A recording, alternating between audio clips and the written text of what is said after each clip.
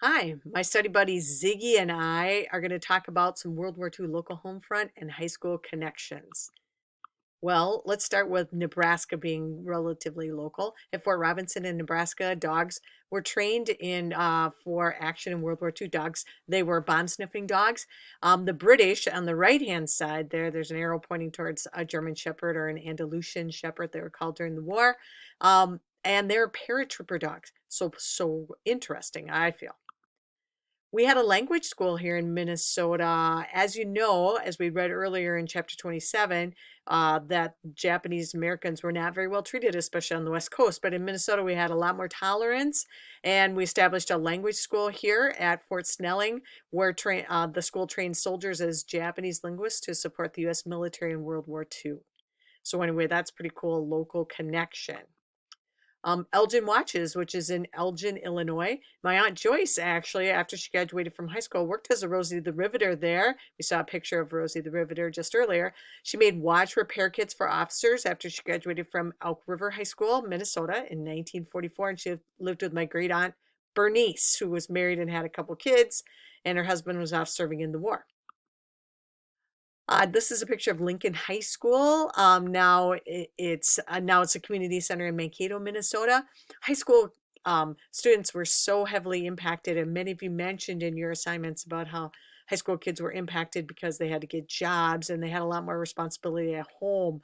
Their classes changed. Here we have a kid studying some chemistry, and the right-hand picture we have girls that are in the agricultural league. They're going out and helping farmers.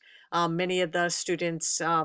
They had blood drives. They gave up their high school dances. They didn't have enough people for their football and their baseball and their basketball teams. They had to deal with rationing. So that was a really big thing. This is just, high school students had to deal with rationing, but my grandpa, Oscar Haley, was not a high school student at the time. He was a father of four. And this is a picture of his war ration book.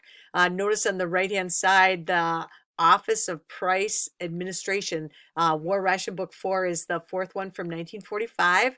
The United States of America had this Office of Price Administration, and you got a ration coupon book once a year, and you use the coupons to be able to go to the store along with money and buy goods. I'll show you on the next slide what the coupons look like. But I like the picture on the back. It says, never buy ration goods without ration stamps, like milk or sugar.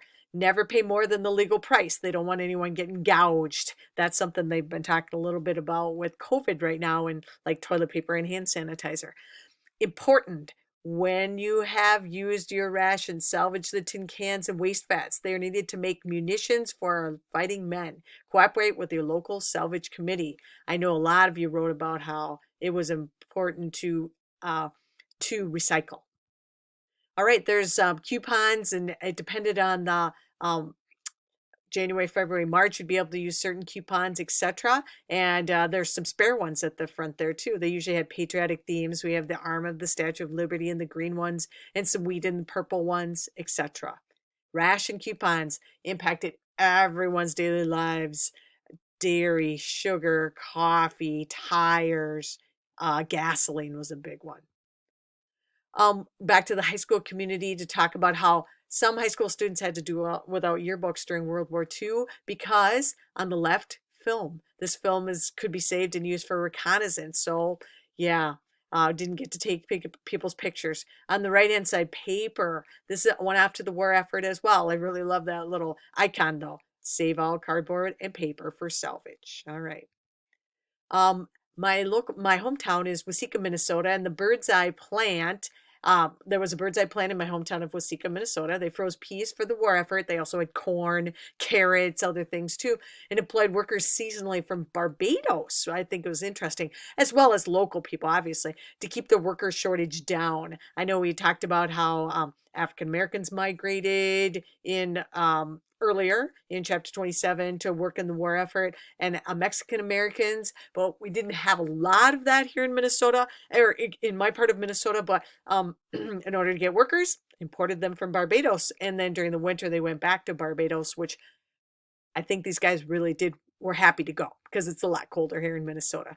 But on the left, we have a picture of the peas, and we have dinosaurs saying "buy bonds." Got a picture of a GI buying bonds. And on the right hand side, how the Clarence Birdseye came up with this fast freezing process. And then, of course, Frederick McKinley Jones, who's an African American inventor who invented refrigerated trucks.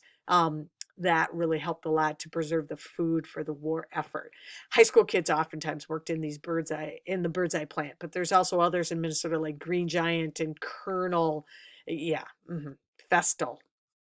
Speaking of POWs, on the previous slide, I mentioned about POWs being hired from Wells or Faribault, Minnesota. We had 14 POW camps here in Minnesota. They were Italian and German POWs. Wells, you can see in the low, almost in the Iowa border, and they would have helped along the Iowa border, especially with crops like corn and peas. In northern Minnesota, we can see a couple people, lumberjacks they are prisoners of war helping with the lumber harvest. Some even worked in the mines. And I like the newspaper thing in the middle that says war prisoners credited with saving crops. Big loss in the valley beet crop averted by the timely aid of prisoner labor. They're talking about sugar beets, and sugar beets, of course, could be made into sugar for the war effort in its ration. So anyway, M&Ms, I had shown you a picture of that earlier, or in a different PowerPoint. Some other ways that local connections. Two of my neighbors growing up, Margaret Caven Flinthrop and her 6 kids, and Mayon Miller Byron and her 9 kids, went to high school with me, both became cadet nurses through the U.S. military. It says on the poster, a lifetime of education for free. Cadet nurse, a girl with a future, a lifetime education free.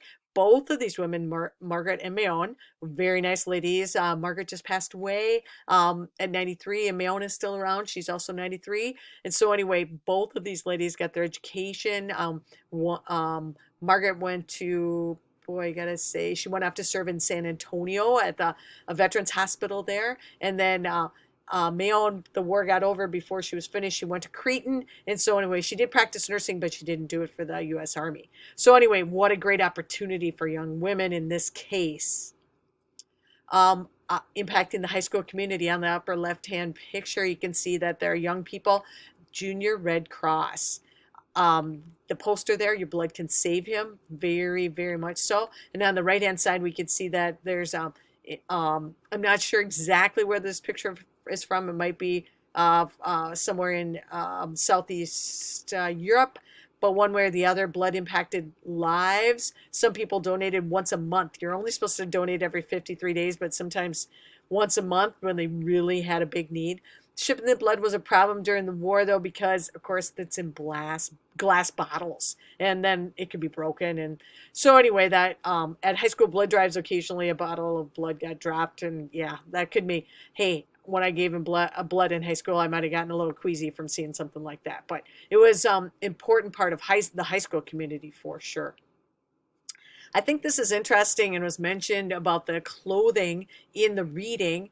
My Aunt Helen sent this clipping from the Elysian Enterprise newspaper discussing clothing adaptations for the war. So it was in the newspaper last year in in 2019, but it says new Easter suits for men and boys will conform to the previous War Production Board restrictions. There will be no 2-trouser suits because it takes extra cloth. No vests for double-breasted suits because it takes too much cloth, and no pleats. Now, women would have had the similar situation, no pleats in their skirts, shorter skirts. All right, this is a big, the cloth is going off to war, which I think is kind of interesting and not something you'd think about every day.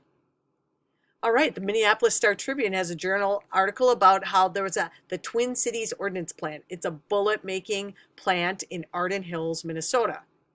Here it is, Arden Hills, the Minnesota ammunition plant. We can do it. These are truly local. Rosie the Riveters, that's right. Anderson Windows, which is in Bayport, Minnesota, very close to our school district and in Washington County, was started in the 1920s. And it says there that in 1941, they used parts with 97% less metal by weight and other materials to support the war effort. And on the right-hand side, wood went into cartridge boxes. So Anderson Windows, a really big employer yet. And then I'm just going to finish it off with Gold Star and Blue Star Boys.